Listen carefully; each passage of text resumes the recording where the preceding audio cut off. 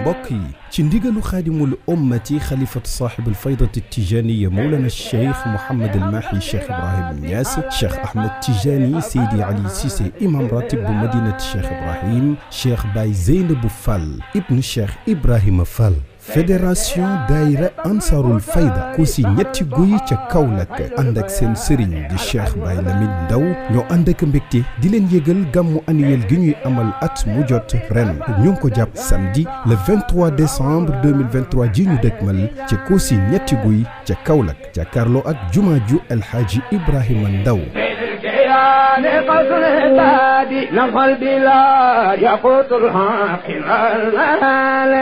programme bi nag nii la fas yéene tëddee 9h ci suba daañu amal wàcceem kaamil alquran al karim 13h ñu teewal añ yi 20h ñu teewal reer yi 21h ñu dalal gan ñi 23h vikkar sa nag dal di door ñi ko fas yéene taxawee di Baye Ngom Alelo Abdoulaye Sow ak ñi ñu àndal guddi gàmmu gi nag ki ko fas yéene taxawee di Mam Alhaaji Muntaqa Niass ci teewaayu Cheikh Baye Zeynabou Fall ak Baye Fall Libi gàmmu gi ren ñu ngi ko dara jaalee feu Adja Mariama Diané ak njabootam mbokk yi xew-xew ba ngokk gàmmu annuel fédération daayira ansarul fayda ku si ñetti guy ca Kaolack ànd kook seen sëriñ di Cheikh Baye Lamine Ndaw ñu jàpp ko ren samedi le 23 décembre 2023 ca Kaolack jàkkaarloo ko jumaa ju El Hadji Ibrahima Ndaw képp ku ko dégg mooy sa oote bu ko kenn uti